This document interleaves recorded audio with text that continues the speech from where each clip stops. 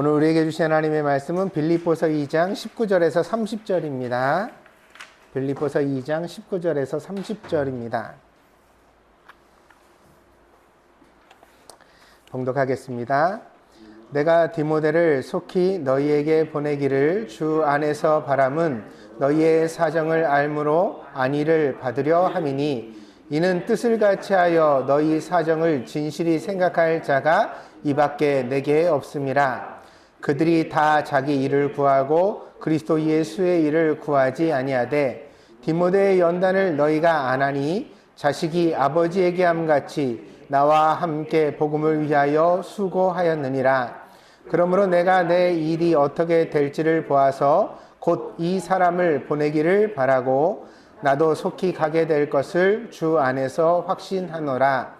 그러나 에바브로디도를 너희에게 보내는 것이 필요한 줄로 생각하노니 그는 나의 형제요 함께 수고하고 함께 군사된 자요 나의 자산으로 내가 쓸 것을 돕는 자라. 그가 너희 무리를 간절히 사모하고 자기가 병든 것을 너희가 들은 줄을 알고 심히 근심한지라. 그가 병들어 죽게 되었으나 하나님이 그를 긍휼히 여기셨고 그뿐 아니라 또 나를 긍휼히 여기사 내 근심 위에 근심을 면하게 하셨느니라.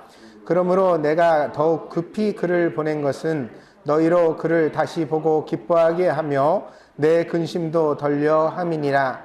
이러므로 너희가 주 안에서 모든 기쁨으로 그를 영접하고 또 이와 같은 자들을 존귀 여기라. 그가 그리스도의 일을 위하여 죽기에 이르러도 자기 목숨을 돌보지 아니한 것은 나를 섬기는 너희의 일에 부족함을 채우려 함이니라. 아멘. 85세 김병국 씨는 말기암 진단을 받게 됩니다. 전립선암으로 1년간 투병 생활을 병원에서 했는데 결국에는 온몸으로 암이 퍼져서 더 이상 살 희망이 없게 되었습니다. 몸은 항암으로 엉망이 되었지만 그러나 마지막까지 정신은 멀쩡했습니다. 그래서 김병국 씨는 스스로 하나의 결단을 내리게 됩니다. 죽어서 사람들을 부르느니 차라리 살아생전에 자기가 직접 자기 장례식을 치르겠다는 것입니다. 노래하고 춤추고 함께 추억을 회상하는 축제와 같은 생전 장례식이 2018년 8월 14일에 김병국 씨를 위하여 열렸습니다. 김병국 씨는 이 장례식에 사람들을 초대하면서 이렇게 글을 썼습니다. 능동적인 마침표를 찍고 싶습니다. 어떤 죽음은 선택할 수 없게 갑자기 찾아옵니다. 아니, 모든 죽음에는 사람이 선택할 수 없는 영역이 들어 있습니다. 그러나 때로는 이 죽음을 선택할 용기도 있습니다. 죽음을 선택하는 용기는 사는 용기만큼이나 담대한 것입니다. 그래서 우리가 죽음이라는 것을 받아들여야 할 때에는 과연 어떻게 받아들이는 것이 나다운 것일까? 그리고 이것을 통해서 나는 세상에 뭘 마지막으로 남길 수 있을까? 이런 고민을 한번 해보는 것이 산 사람에게도 중요하다 생각합니다. 바울은 무사히 로마의 감옥을 빠져나와 빌립보 교회를 찾아가기를 원했습니다. 오늘 본문에도 그런 사도 바울의 희망이 잘 드러나 있습니다. 23절, 24절에 보니까 그러므로 내가 내 일이 어떻게 될지를 보아서 곧 이 사람 디모데를 보내기를 바라고 나도 속히 가게 될 것을 주 안에서 확신하노라 그랬어요. 그러니까 사도 바울이 디모데를 내가 지금 먼저 나보다 앞서 보내지만 그러나 나도 속히 되도록 빨리 빌립보 교회에 가서 내가 설교하고 사랑하는 교우들을 만나고 싶다 이런 소망을 말하고 있습니다. 바울이 여러 가지 일로 디모데를 빌립보 교회에 보낼 때 이 늙은 사도는 자기 자신도 너무너무 같이 가고 싶었던 것 같습니다. 그러나 바울은 로마의 감옥을 나서지 못했습니다. 인생은 의도한 대로 되지 않고 생각한 대로 흘러가지 않는 특징을 가지고 있습니다. 그래서 우리가 믿음이란 뭐냐? 믿음은 소망이죠. 그래서 우리가 믿음 안에서 소망을 이야기하는 것입니다. 지금 비록 여러 가지 어려움이 있고 안 되는 일이 있더라도 그래도 잘 될 거야. 아멘? 이 믿음이 있어야죠. 그래야 우리가 기도도 할 수 있고 삶을 또 힘있게 살아갈 수 있잖아요. 그러니까 믿음은 희망을 노래하는 거예요. 아무리 암울한 상황에서도 안 될 거야, 죽을 거야, 망할 거야, 끝났어 이렇게 말하면 믿음이 없는 거예요. 믿음 있는 사람은 그런 상황이라 할지라도 아니야, 그래도 하나님이 도와주시지 않을까? 어떻게 희망이 있지 않을까? 믿습니까? 이게 이제 믿음의 내용인 거죠. 그러나 그렇게 희망을 노래하지만 그러나 현실이 늘 그런 희망에 부합하는 것은 아니라는 것입니다. 내가 아무리 신앙생활을 잘하고 아무리 뜨겁게 기도를 해도 아무리 성경 말씀을 달달달 외워도 자기가 바라는 대로 다 되는 인생은 없습니다. 오늘 본문에 나오는 사도 바울도 그 현실이 점점 고되고 힘들고 암울해지고 있었습니다. 그런 상황 가운데서 사도 바울은 두 사람을 언급합니다. 오늘 한 명은 바울에게 아들과 같은 디모데입니다. 바울은 끝까지 디모데를 신뢰하고 있습니다. 내게 이와 같은 사람이 더 이상 없다. 그는 진짜 친자식이 아버지 하는 것처럼 나와 함께 수고하고 복음을 위해서 애썼던 사람이다. 그래서 이 디모데가 빌립보 교회에 간다면 빌립보 교회의 온갖 복잡한 문제들을 지혜롭게 잘 해결하고 반드시 좋은 소식을 가지고 내게 돌아올 것이라고 나는 그를 믿는다. 이렇게 디모데를 소개하고 있습니다. 그리고 두 번째로 사도 바울은 에바브로디도를 말합니다. 그에 대한 소개는 오늘 본문을 통하여 잠시 살펴볼 필요가 있습니다. 25절부터 27절까지입니다. 같이 읽어보겠습니다. 그러나 에바브로디도를 너희에게 보내는 것이 필요한 줄로 생각하노니 그는 나의 형제요 함께 수고하고 함께 군사된 자요 너희 사자로 내가 쓸 것을 돕는 자라. 그가 너희 무리를 간절히 사모하고 자기가 병든 것을 너희가 들은 줄을 알고 심히 근심한지라. 그가 병들어 죽게 되었으나 하나님이 그를 긍휼히 여기셨고 그뿐 아니라 또 나를 긍휼히 여기사 내 근심 위의 근심을 면하게 하셨느니라. 에바브로디도는 사도 바울의 옥바라지를 헌신적으로 했던 인물입니다. 근데 오늘 본문의 이야기를 가만히 보니까 그렇게 사도 바울을 열심히 옥바라지를 하다가 에바브로디도도 병이 들어 죽게 생겼었다고 합니다. 그런데 그 에바브로디도의 병에 대하여 사도 바울이 뭐라고 얘기를 하냐면 이렇게 말합니다. 2장 30절입니다. 그가 그리스도의 일을 위하여 죽게 이르러도 자기 목숨을 돌보지 아니한 것은 나를 섬기는 너희의 일에 부족함을 채우려 함이니라.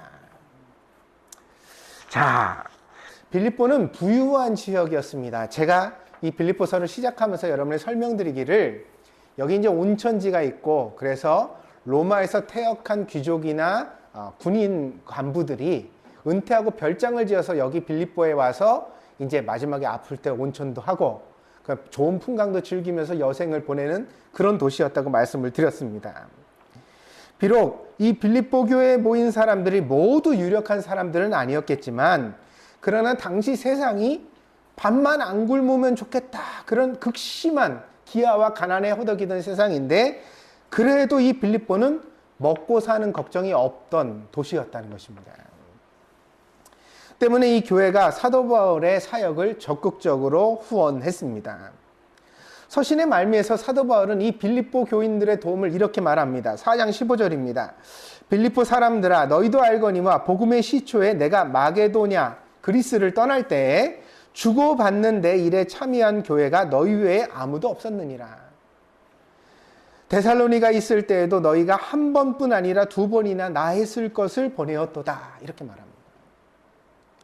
그러니까 이 빌립보 교인들이 처음에 사도 바울이 거기서 교회를 세우고 사역하다 떠날 때 갈 때도 후원금을 주고 또 어렵다는 소식이 있으면 후원금을 보내고 이렇게 함께 동역했던 동역자들이었다는 것입니다. 그러나 빌립보 교회에 바울을 시샘하는 사역자들이 들어오게 되고 바울에 대한 비방이 생겨나면서 이러한 빌립보 교인들의 선의는 자유롭지 못하게 되었습니다. 제가요, 부끄러운 이야기지만 목사로서 이제 제가 인생을 살아가면서 이렇게 보니까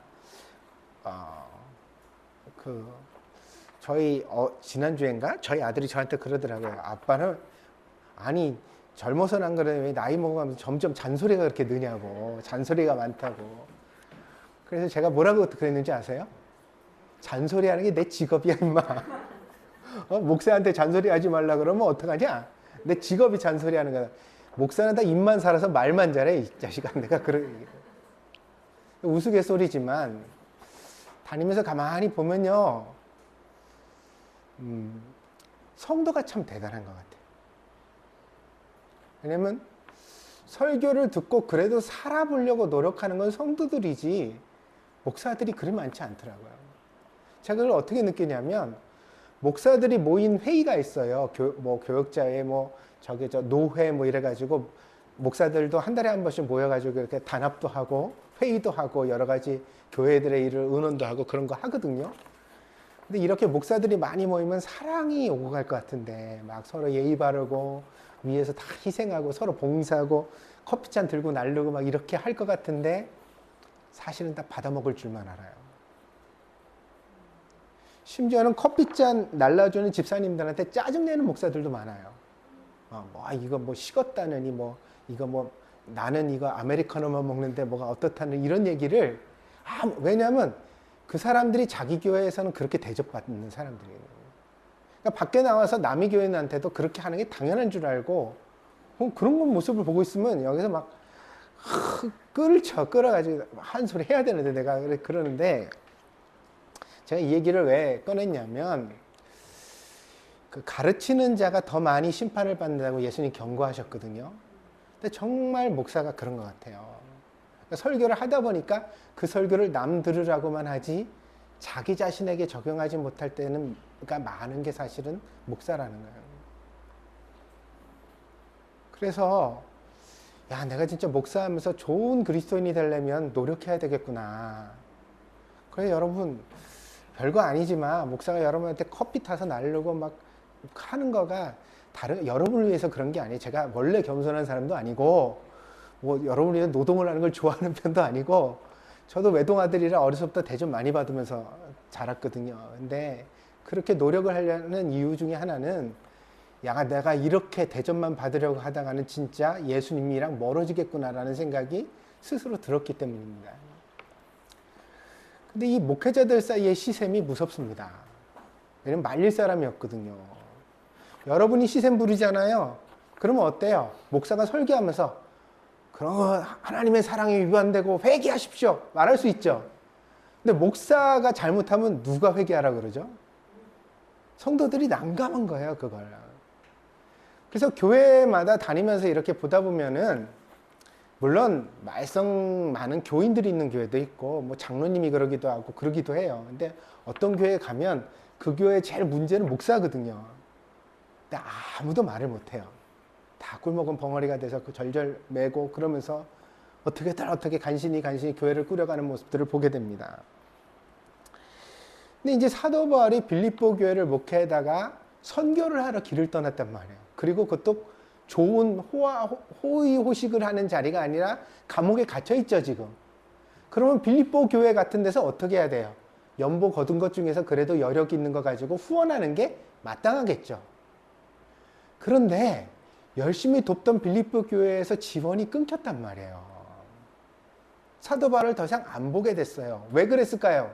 교인들이 바울을 싫어해서? 아니요. 사도 바울을 시샘하는 사역자가 빌립보 교회에 왔기 때문이에요.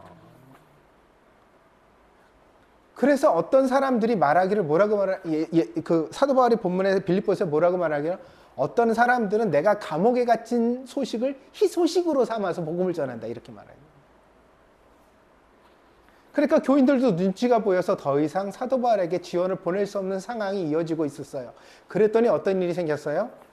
십자가는 지는 사람이 결국 진다. 빌립보 교회를 떠날 때 에바브로디도라는 사람이 사도 바울이 선교를 위하여 그 길을 가니 내가 가서 물심양면 뭐라도 돕겠습니다. 그러면서 빌립보 교회와 왔다 갔다 하면서 내가 중개 다리 역할을 하겠습니다. 그러면서 같이 빌립보를 떠나섰다는 얘기예요. 그런데 빌립보 교회의 후원이 다 끊어지고 소식이 안 좋아지고 나니까 에바브로디도가 어떻게 했어요? 자기가 노동을 해서 사도 바울의 옥바라지를 해냈던 겁니다. 그 고생이 얼마나 심했는지, 이 에바브로디도가 그렇게 사도 바울의 옥바라지를 하다가 병에 걸려 죽을 뻔하게 됩니다. 그래서 사도 바울이 이 에바브로디도가 회복된 것을 뭐라고 말하냐면 하나님이 나를 돌아보셨다. 내 근심 위에 근심을 면하게 해주셨다. 이렇게 설명하고 있는 거예요. 얼마나 사도 바울이 애가 탔겠습니까? 그런데 정황으로 생각하면 이런 사도 바울의 입장은 빌립보 교회에 편지를 보낼 때 배신감이 될 수도 있습니다. 여러분 생각해 보세요. 에바브로디도가 죽을 고생을 했다는 사실은 바울과 그 일행들도 역시 죽을 고생을 했다는 사실이죠. 에바브로디도가 죽을 병을 겪었다는 것은 사도 바울은 그럼 육신이 멀쩡하고 건강했을까? 감옥에 갇혀있는 당사자인데 춥고 배고프고 얼마나 이 노사도가 고생스러웠을까 생각해 볼 수 있습니다. 그 척박한 현실에서 들려오는 빌립보 교회에서 들려오는 얘기가 사실도 아니라 모함이에요. 사도 바울이 이렇게 했대더라. 저렇게 했대더라. 근데 그게 다 자기 말이 아니에요. 그 일로 인하여 빌립보 교회로부터 오는 모든 선의가 끊어졌을 때 사도 바울이 이 빌립보 교회를 향하여 가졌을 실망감, 더 넘어서는 배신감.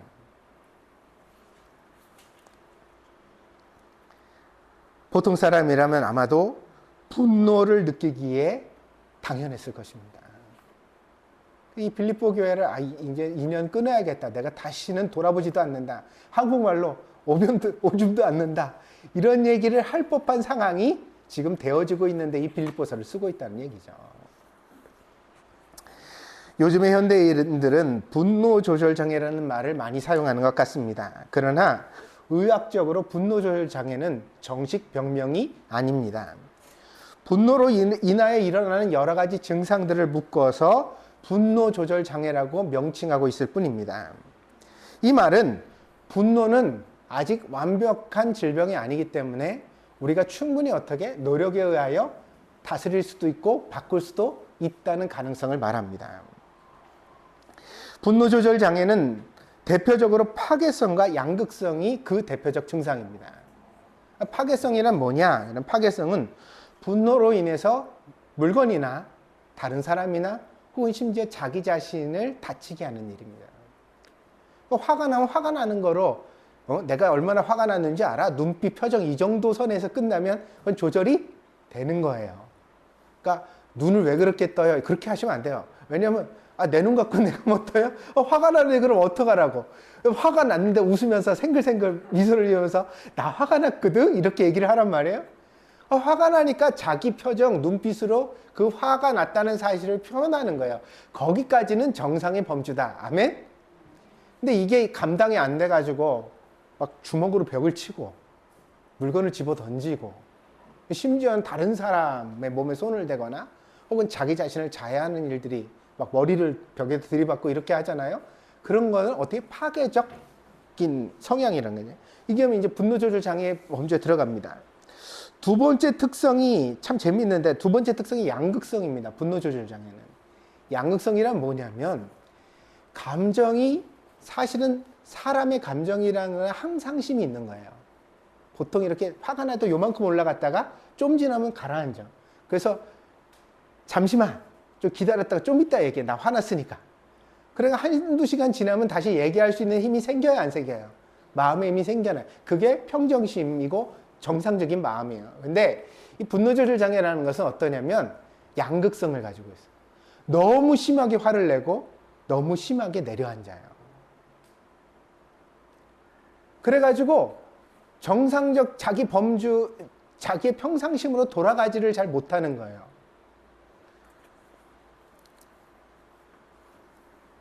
그래서 이 분노 조절 장애는 사회관계를 매우 어렵게 만들어 버립니다. 그래서 감정이 자꾸 내가 컨트롤할 수 없는 통제를 벗어나 가지고 요동을 치니까 말도 표정도 행동도 이상해지는 거죠. 이상한 사람은 사람들이 꺼려요, 안 꺼려요? 꺼리죠.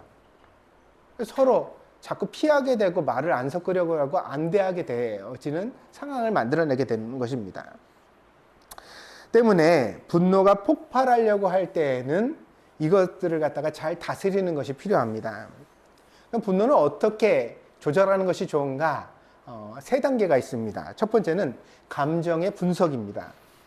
분노의 원인을 파악하고 이렇게 화낼 일인지에 대하여 생각해 보시기 바랍니다. 감정에 휘둘리는 사람들의 특징은 대부분 자기가 왜 이렇게 화가 났는지를 잘 설명하지 못합니다. 모른다는 거예요. 이게 합리적 근거와 이유를 자기가 잘 가지지 못하고 그냥 화를 막 내요. 왜 그렇게 화가 났는데 어떻게 사람이 화를 안 낼 수가 있어, 이 상황에. 그러니까 도대체 왜 그렇게 화가 났는데 그렇게 화를 낼 일이야? 그러면 뭐라 그러고 그냥 화만 내요. 근데 그러지 마시고 과연 이 분노의 원인이 뭔가, 그리고 내가 이렇게 화를 낼 일인가에 대하여 객관적으로 분석하려는 노력이 필요하다. 그러니까 내가 나의 감정의 원인을 잘 파악하게 되면 조절할 수 있는 가능성도 생기게 된다. 둘째는 감정의 해소입니다. 네? 감정이 지금 확 불처럼 일어났잖아요. 그걸 어느 정도는 누그러뜨리셔야 돼요.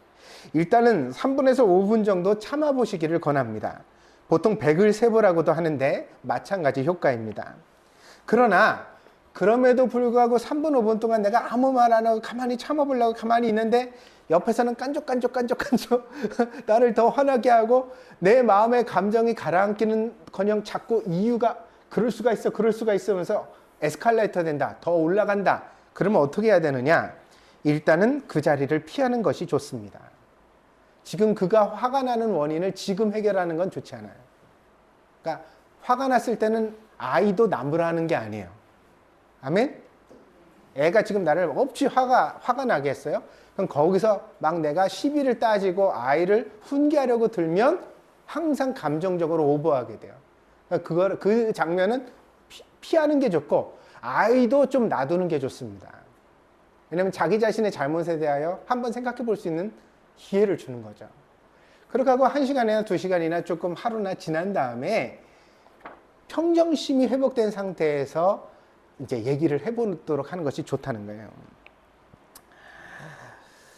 그런데 이렇게 그냥 놔둔다고 해서 저절로 감정이 해소되지는 않습니다. 그래서 사람마다 감정을 해소하는 자기만의 방식을 찾는 것이 좋은데 땀 흘려 운동하는 것 제일 좋고요. 그러니까 마음이 막 분노가 일고 힘들 때는 뭐든지 뭐 달리기를 하든 헬스장을 가든 수영을 하든 땀 흘려서 운동을 하는 거 참 좋고, 근데 또 몸이 유약하거나 운동에 취미가 없는 분들 있죠. 그런 분들한테 가서 땀 흘려 운동을 해야지 화가 나는데 안 돼요. 그런 분들은 자는 것도 좋습니다. 한숨을 그냥 내어두고 한숨 푹 자고 나면 마음이 또 리셋해서 다시 생각할 수 있으니까요. 근데 운동이나 잠도 싫어하는 분은 좋아하는 일을 하십시오. 저 같은 경우는 제가 불안하거나 힘들어지면 청소를 그렇게 하더라고요. 책상 다 둘러엎고 막 해가지고 설거지하고 막 쓸고 닦고 그러는데 그거 닦으면서 아무 생각 안 하고 그러다 보면 차츰차츰 감정이 내려앉고 정리가 되는 것을 느낄 수가 있습니다. 그리고 또 하나 좋은 습관 중에 하나는 걷는 거. 화가 나면요, 길을 그냥 무작정 걸으세요. 얼마나? 몸이 지칠 때까지 1시간, 2시간 걸어보세요. 그렇게 걷다 보면요, 걸으면서 주변도 보고 생각도 정리하고 이러면서 내 안에 있는 목소리들을 다시 한번 정리해 볼 수 있습니다. 아무튼 간에 감정은 해소되어야 합니다. 과잉 감정이. 그래야 분노를 다스릴 수 있어요. 그러니까 감정이 일어난 상태에서 화를 누르려고 하지 말아라. 안 된다. 그럴 때는 그 감정이 어느 방식으로든 내 몸에서 빠져나가도록 만들어야 되는데, 땀이 됐든 뭐 대화가 됐든 잠이 됐든 무슨 방식으로든지 하여튼 과잉된 감정을 흘려보내고 나서 그 다음에 분노를 조절하려고 해보시라. 아멘? 세 번째는요, 유연성을 키워야 합니다. 분노를 표현하는 방식을 좀 더 세련되게 훈련할 필요가 있습니다. 사람들은요, 어린 시절에 미숙할수록 분노를 폭발적으로 표현합니다. 아이들이 어떻게 하죠? 땅바닥이 구르잖아요. 아니, 마트에서 장난감 안 사줬다고 땅바닥을 대굴대굴 이쪽에서 저쪽까지 아주 청소 잘해주대. 비싼 옷 입고 아주 청소를 잘해주는 녀석들이 있어요. 근데 이게 문제라고 여길 수도 있지만 사실 여기까지는 문제가 아니에요. 왜냐면 우리는 누구나 어린 시절에 감정적 처리가 미숙합니다. 믿습니까? 너무 흉볼 일 아니에요. 왜 제가 이 얘기를 드리냐면 꼭 남의 자식 흉보면 내 자식이 그 일을 얼마나 후회합니다. 그러니까 흉보지 마세요. 그러니까 떼굴떼굴 구르는 놈이 있으면 어이구 잘 구른다. 그리고 머리 다치지 마라. 그러면서 이렇게 위험한 물건 머리맡에 있는 거 좀 피해 주시고 지나가시면 됩니다. 아멘? 근데 이제 문제는 그 어린 시절에 그렇게 미숙하게 감정과 분노를 표현하는 양식을 바꿨어야 되는데, 어떤 식으로 세련되게 배워갔어야 되는데, 그걸 못 배우고 어른이 된 사람들이 있다는 거예요. 그래서 이 어른들이 어떻게 해요? 제가 말씀드렸죠, 서두에. 분노 조절 장애라는 게 뭐냐? 이 분노를 폭력성으로 푼다, 파괴성으로 푼다. 물건 집어 던지고, 벽 치고, 응? 입에서 쌍소리 나오고, 쌍소리 나오는 것도 그게 뭐예요? 몸에 손은 안 댔지만 말로 손대는 거 아니에요. 상대의 인격을 막 깔아뭉개고 파괴하는 거 아니에요. 그러니까 여러분이 직장이나 사회나 어디서 이런 식의 사람들, 화가 났다고 해서 파괴적 성향을 드러낸 사람들을 만나면 여러분들이 꼭 명심해야 될 것이 있습니다. 뭐냐면 이 사람은 인격적으로 미숙하다는 사실이에요. 왜냐? 인격은요, 전인격적이기 때문에 분노를 조절하지 못한다는 건 다른 건 잘 조절할까요? 쾌락은, 자기애는, 남에 대한 배려심은. 그러니까 하나가 미숙하다는 건 나머지도 다 미숙할 가능성이 매우 높은 사람이에요. 그래서 이렇게 폭력적인 경향이 드러낸 사람들을 만나게 되어지면 조심할 필요가 있다는 것입니다. 나는 그런 사람이 되지 말아야겠죠. 그 나에게도 그런 모습이 있다면 그거를 어떻게 해요? 바꾸어 나가야 합니다. 근데 뭐가 좋으냐? 유연해지는 게 좋습니다. 아멘? 웃으면서 화내는 방법. 뭐 이런 거. 감정을 싹 누그러뜨리는, 화날 때는 어쩔 수 없다고 그랬죠, 제가. 화날 때는 눈빛이 사나워지고 얼굴 표정이 굳어요. 어쩔 수 없는 거예요. 근데 그거를 좀 시간을 보내고 흘려보낸 다음에 그 당사자와 나중에 만날 때는 조금 부드럽게, 그래, 너 어저께 잘못했지? 이 상태가 딱 좋은 거예요. 그래야 상대방도 자기 잘못을 인정하는데 부담이 덜해요. 근데 잘했어, 잘못했어, 막 눈에 불을 켜고 이러면 내가 잘못했다고 하는 순간 맞아 죽을 것 같은데 누가 잘못했다고 하겠냐는, 대화가 안 풀리는 거예요. 입을 다물게 되고.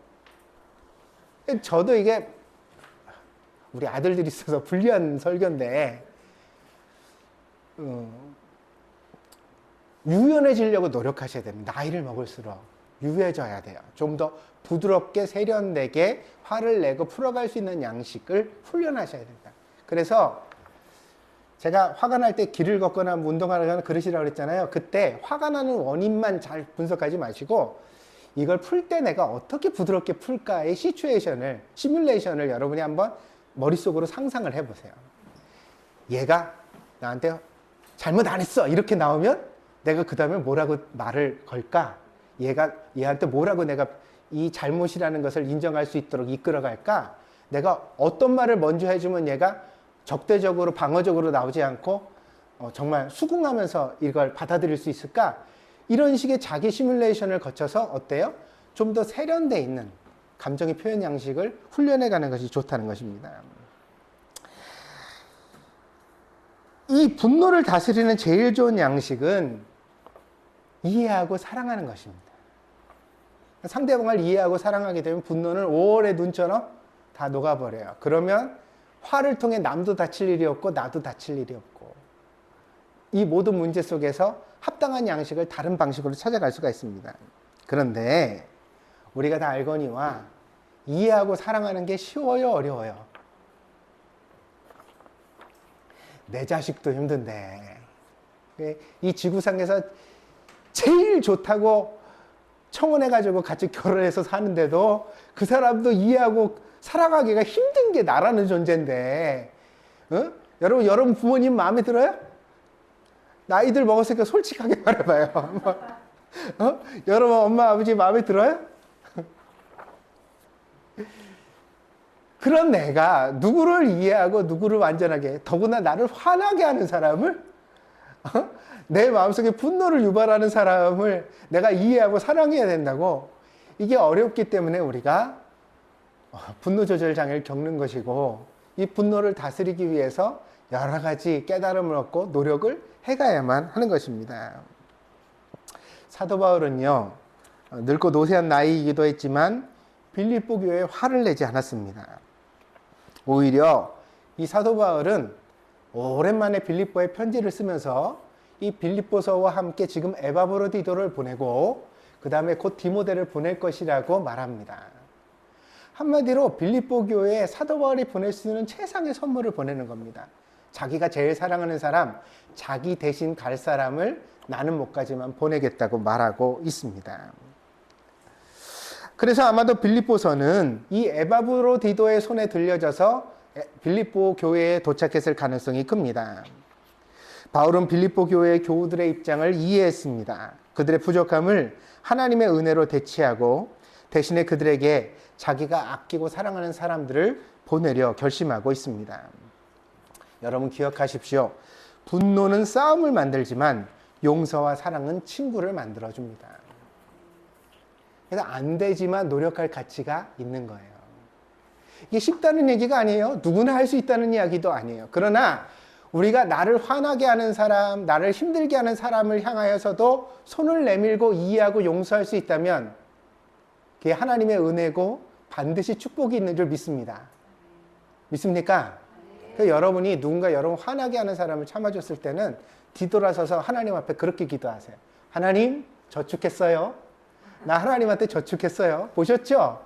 내 지금 진짜 작년에 먹은 떡국이 올라오는데 그걸 참고 하나님 때문에 내가 지금 이렇게 한 거예요. 그러니까 하나님, 나 보셨죠?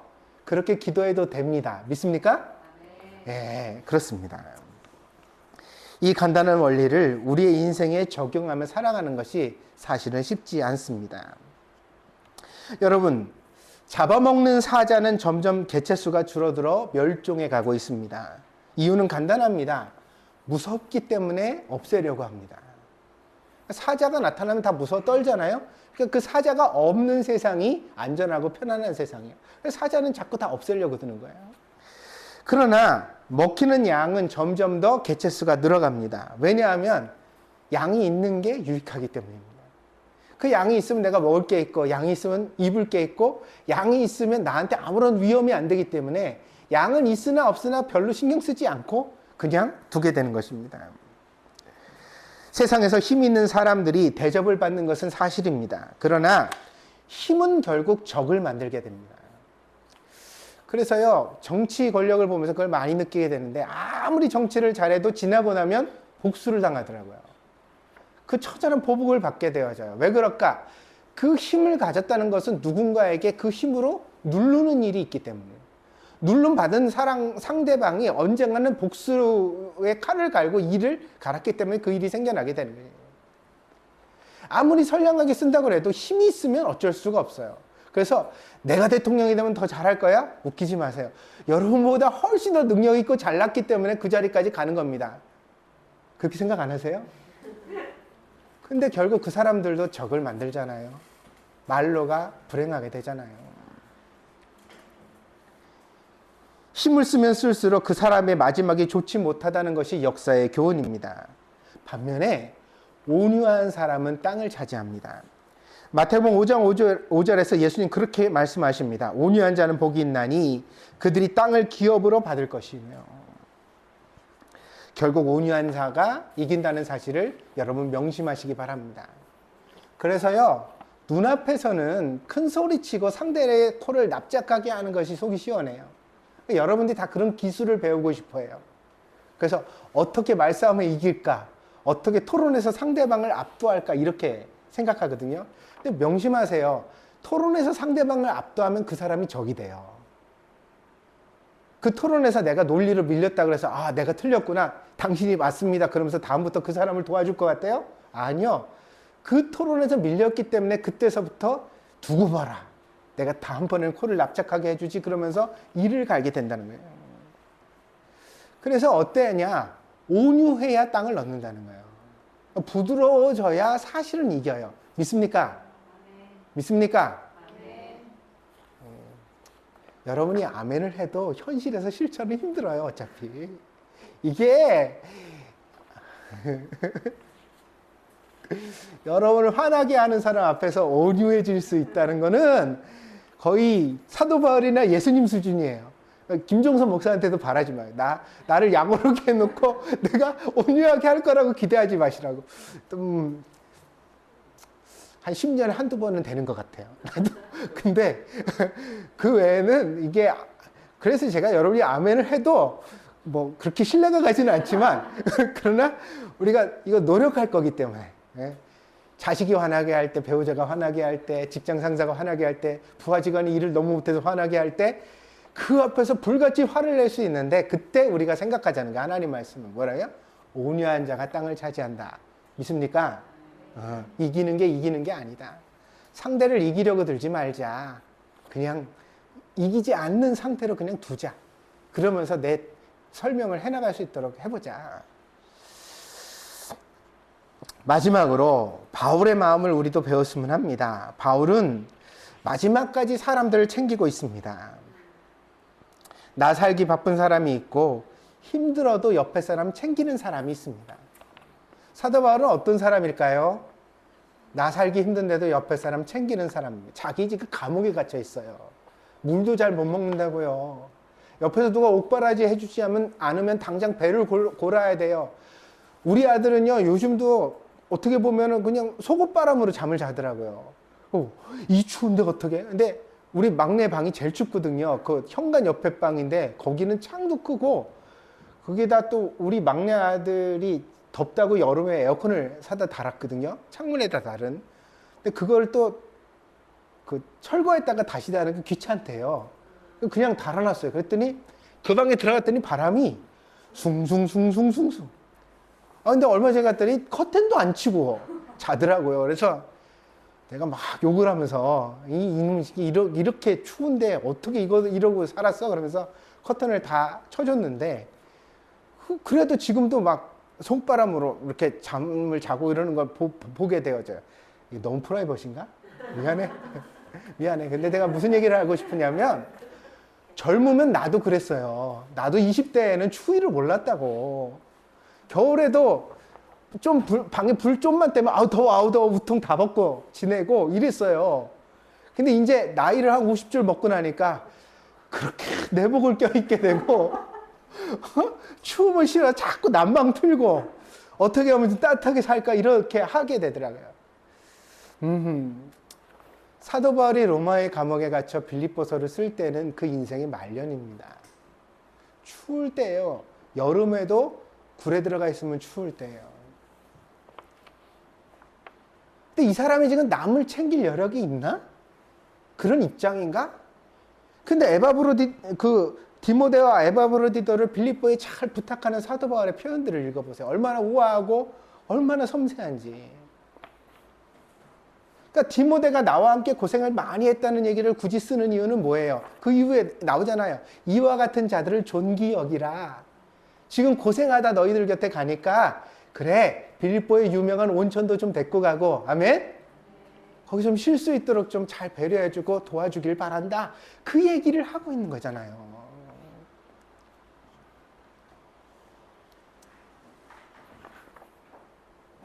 그래서 병들었던 에바브로디도를 보내면서 이 사람 참 귀한 사람이니까 당신들이 할 수 있는 대로 나를 대하듯이 대해다오라는 얘기를 부탁해야 하고 있는 사도 바울의 마음을 봅니다. 예수님도요, 요한복음 13장에, 그러니까 그 장면이, 그 구절이 저는 너무너무 마음에 저리저리 했는데, 13장 1절에 그렇게, 예수님께서 자기가 이 세상을 떠나야 될 때가 이른 줄 아시고, 자기 사람들을 사랑하시되 끝까지 사랑하시니라. 그 예수님이 끝까지 사랑하시니라는 그 구절이 나온 다음에 제자들 발을 씻기시는 거예요. 그러니까 예수님도 십자가 지고 죽을 걸 아셨어요. 그 죽음의 마지막 순간에 예수님이 생각한 게 뭐냐? 내가 죽으면 어떡하지? 내가 좀 편안하게 죽어야 될 텐데, 안 아프게 죽어야 될 때, 이 생각이 아니에요. 그 죽음이 이른 걸 알고 생각한 것은 자기가 아끼고 사랑하는 사람들을 어디다 부탁할 것인가? 이 사람들에게 내가 무엇을 남겨줄 것인가? 제가 맨 서두에 제가 김병국 씨의 일화를 말씀드렸죠. 그 김병국 씨가 자기 생전 장례식을 열면서 지인들을 초대할 때 뭐라고? 나는 능동적 마침표를 찍고 싶습니다. 사도 바울도 예수님도 그런 분이에요.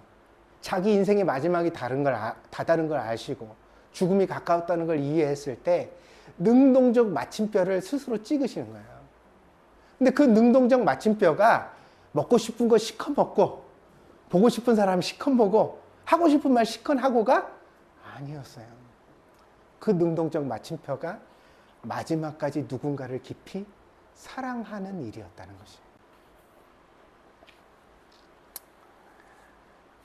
사랑하는 여러분, 인생이 지금 끝나지는 않습니다. 참 다행입니다. 저는 여러분이 복에 복을 누리고 장수하는 분들이 되기를 진심으로 축복합니다. 그러나 그렇게 여러분이 하나님이 주시는 축복을 마음껏 누려도 언젠가는 인생의 끝이 옵니다. 끝이 없는 인생은 없기 때문입니다. 그 마지막에 여러분의 가슴에 남을 회한은 다른 것이 아닙니다. 돈도 아니고 상황도 아닙니다. 마지막에 여러분이 인생을 다 살고 세상에서 여러분이 살았던 모든 날들을 정리해야 할 때 여러분 마음 가운데 남겨질 마지막 회한은 언제나 사랑하지 못한 것에 대한 후회입니다. 누군가를 진심으로 사랑하면 우리는 살아갈 힘을 얻을 수 있습니다.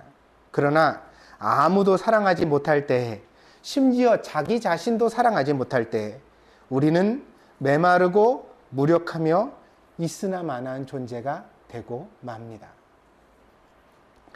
그러므로 바울의 유언과 같은 교훈을 오늘 여러분들이 마음에 새기고 집에 돌아갈 수 있기를 바랍니다.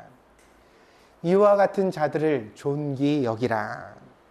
그렇다면 여러분이 존귀 여길 사람들은 누구일까요?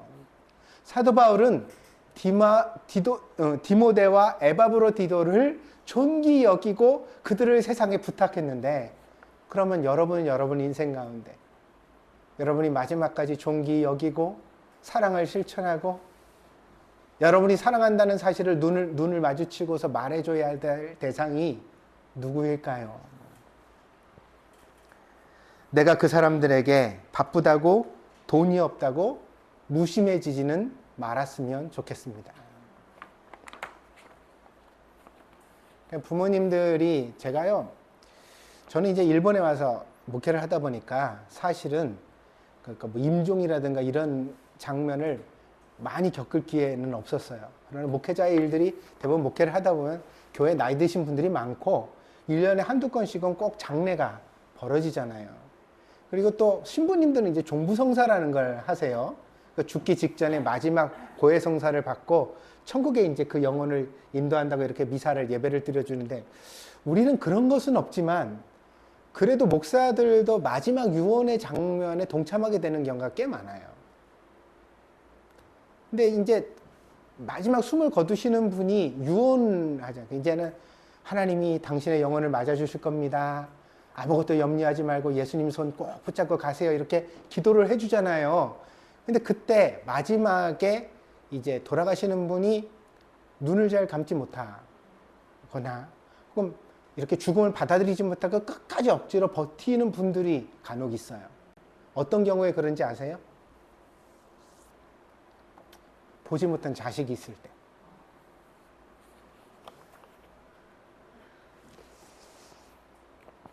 지금 오고 있다더라, 지금 어떻더라 이러면요, 마지막까지 기다리세요. 손을 붙들고 기도하면서도 그걸 내가 정말 1시간만 2시간만 더 살아서 내 새끼 마지막을 얼굴 한 번만 더 보고 가면 좋겠다, 이런, 그게 말은 하지 않지만 눈빛에 읽혀져요. 그래서 참 그 장면이 목사로서도 눈물이 나고 마음 아플 때가 되게 많습니다. 여러분 생각해 보세요. 여러분도 언젠가는 세상을 떠날 텐데, 그 떠나는 마지막 순간에 여러분 배우자, 여러분 아이, 혹은 여러분의 형제,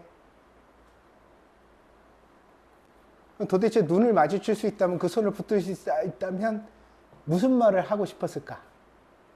어떤 말을 해주고 싶었을까? 꼭 갚아라? 너 지난번에 꺼간 돈 꼭 갚아라. 내 죽어도 우리 자식한테 갚아라?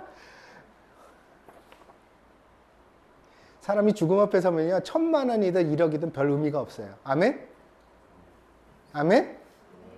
무슨 뭐 BMW를 사든 벤츠를 사든 그게 무슨 상관인데. 아무 상관없어요. 그건 진짜 옷에 묻은 먼지만큼이나 의미가 없는 거야. 다 툴툴 털어버리고 마지막 우리가 이 세상의 삶을 정리해야 될 때 그때 남는 것은 결국 못다한 사랑밖에 없더라. 그러니 그 못다한 사랑 마지막에 후회하지 마시고 지금 사랑하시라. 믿습니까? 그러니까 애들 눈 보고 받아들이든 안 받아들이든 자주 말해주세요. 나는 너를 사랑해. 이 새끼야 사랑한다고. 이게 무슨 표현인지 아시죠? 늙어서 왜 그래요? 다 컸는데. 이제는 어린애도 아닌데 왜 자꾸 끌어안고 그래요? 뭐 임마 내가 널 낳았는데 어쩌라고. 사랑해. 사랑하는 거 어쩔 수 없어. 난 널 끝까지 사랑할 거야. 죽을 때까지 사랑할 거야.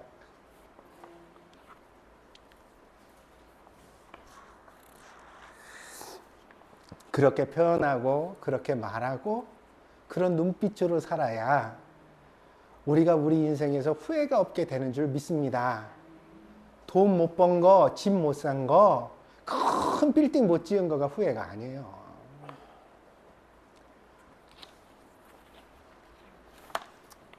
우리 집사람 보니까 요즘 재벌집 막내 아들? 인가를 열심히 보더라고요. 드라마, 한국 드라마. 여러분 보세요? 안 보세요? 그런 거 얘기하면 안 되겠다. 우리 사모님 없으니까 다행이다. 또 이런 얘기하면. 근데 이제 그게 웹툰인지 웹소설인지가 원작이라고 그러는데 한국 현대사를 교묘하게 이렇게 합쳐놔가지고 어떤 청년이 저는 안 봤어요.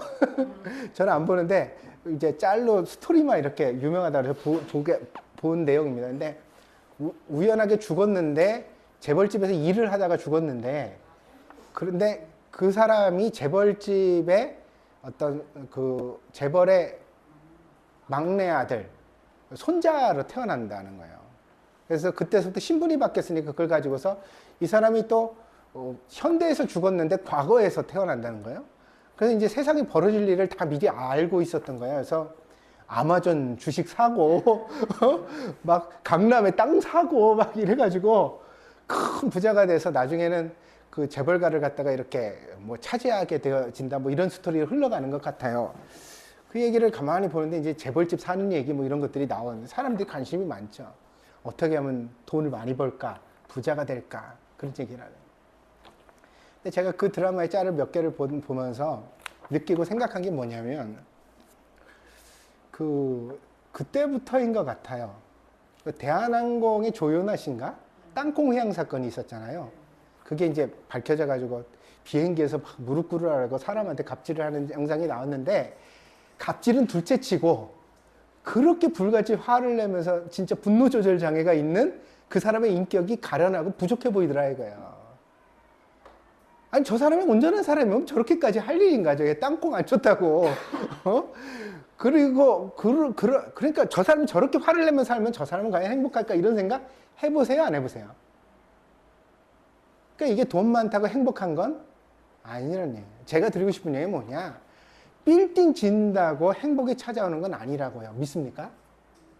믿습니까? 여러분이 적금 통장에 아무리 수천만금을 넣어서 아들한테 물려줘도 그게 그 아이의 인생의 행복을 보장할 수는 없어요. 믿으시기 바랍니다. 믿습니까? 뭐가 행복이냐? 저는 제일 좋은 유산이 추억인 것 같아요. 화목한 추억, 사랑한 추억, 같이 행복했던 추억. 된장찌개 하나를 끓여놓고도 식구들이 오손도손 둘러앉아서 막 맛있게 퍼먹으면서 오늘 있었던 얘기하고 그러면서 막 서로 놀리기도 하고 서로 좋은 얘기하고 이랬던 추억. 이 행복의 경험이 축적된 사람은 인생의 어떤 시련과 역경이 와도 잘 이겨낼 수 있는 힘이 있는 줄 믿습니다. 근데 사람이 이런 추억이 빈곤할 때 어떻게 되죠? 절망에 잠식당하는 거예요. 절망하면 인생이 끝났다고 생각하거든요. 근데 이 행복한 추억이 있는 사람은 절망의 순간에 과거를 회상해요. 그런 때가 있었지. 그러면 또 내가 좀 살다 보면, 열심히 노력하다 보면 그런 날이 또 와주지 않을까? 아멘? 그래서 사람이 이겨내고 살아갈 수 있게 하는 거예요. 그래서 여러분, 꼭 여러분이 천만금을 안 물려줘도 됩니다. 그러나 자식들에게 꼭 따뜻한 기억은 물려줄 수 있는 부모가 되시기를 축복드립니다. 믿습니까?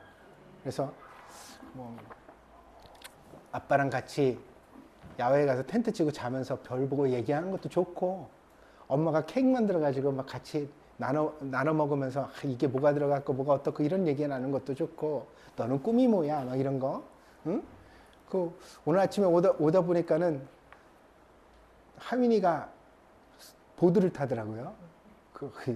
깜짝 놀랐어요. 저게 커가지고 벌써 보드? 이랬는데, 윤서가 서가지고 뭐라 그러는지 알아요?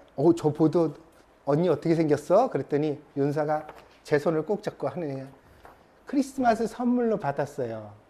응? 성탄절 선물로 받았어요. 그러더라고요.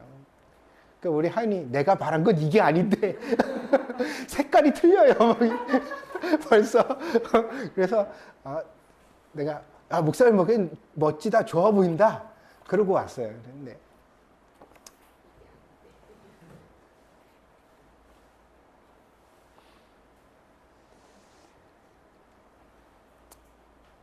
큰 예배당에 뭐가 필요합니까? 애들이 교회에 와서 좋은 추억 만드는 게 더 중요한 재산이지, 교회에. 믿습니까? 여기 와서 마음껏 뛰어놀고, 아무 집사님이나 붙들고 맛있는 거 사주고 그러면 또 붙들려가지고 편의점 가서 과자 몇 개 짚고 오고, 예수님이 누군지 성경적으로 설명하지 않아도 저 사람도 자기 돈 아까울 텐데 자기 돈 털어서 왜 나를 사주지? 왜 이유 없이 나를 주지? 그게 예수님을 배우게 하고 느끼게 하는 방식 아니에요? 믿습니까? 우리는 그런 교회를 해야 돼요. 그런 교회를 하려는 거고.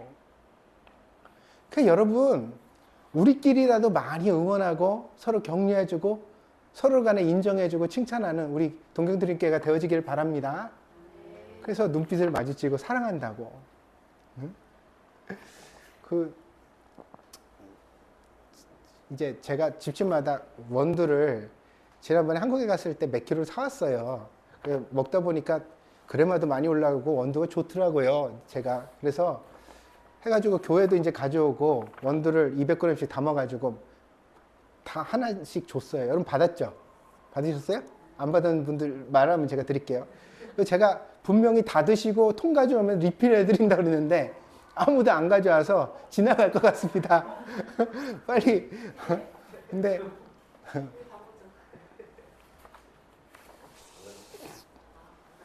다들 조금씩 그 원두 커피 갈아가지고 내려 드시고 이러 하더라고요. 그래서 제가 커피 얘기를 하면 다 아는 척들을 하셨어요. 그래서 평소에도 커피를 드시는구나. 그래서 제가 생각해서 원두를 드렸어요. 갈아서 드시라고.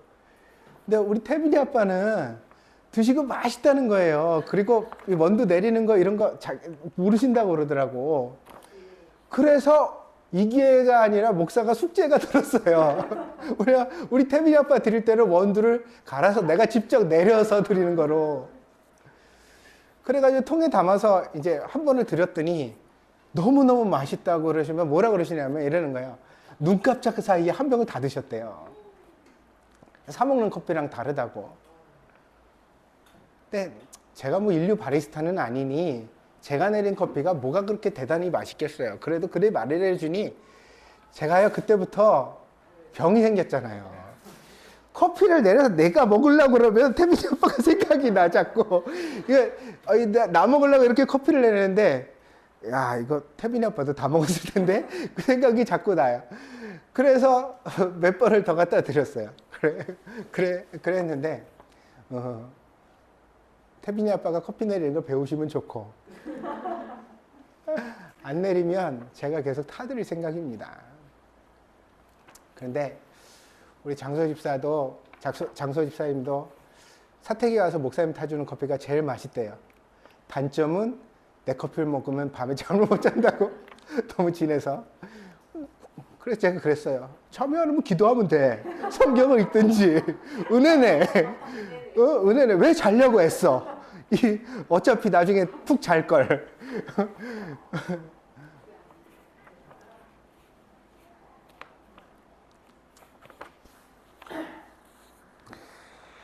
이러면 됐지 뭐가 걱정이겠습니까?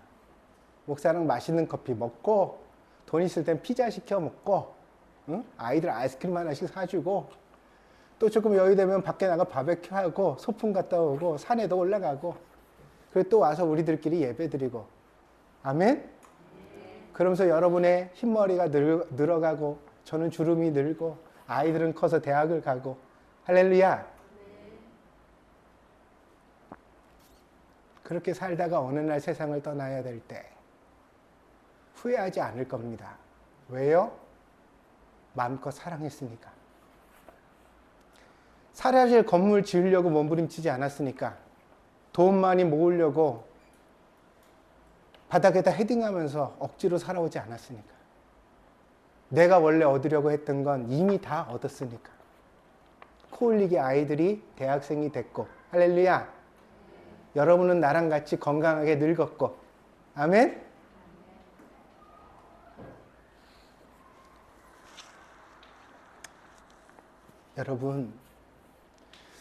여러분도 이런 설교를 듣지만 마시고 여러분도 그렇게 함께 나이 먹어 가기를 바랍니다. 여러분 곁에 있는 사람들을 존귀 여겨 주십시오. 사랑할 수 있는 사람들을 최대한 사랑해 주십시오. 그렇게 살며 여러분의 인생을 사도 바울과 같이 아름답게 나이 먹어가는 우리 동경들께 복된 성도들이 다 되기를 축복합니다. 기도하겠습니다.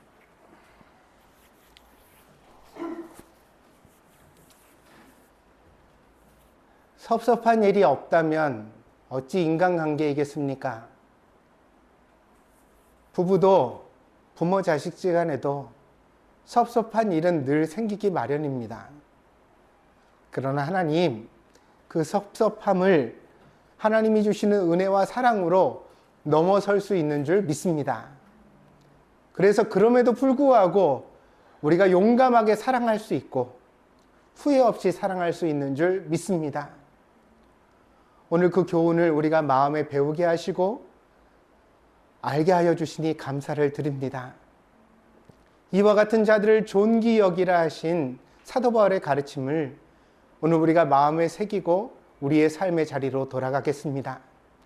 그래서 그 말씀대로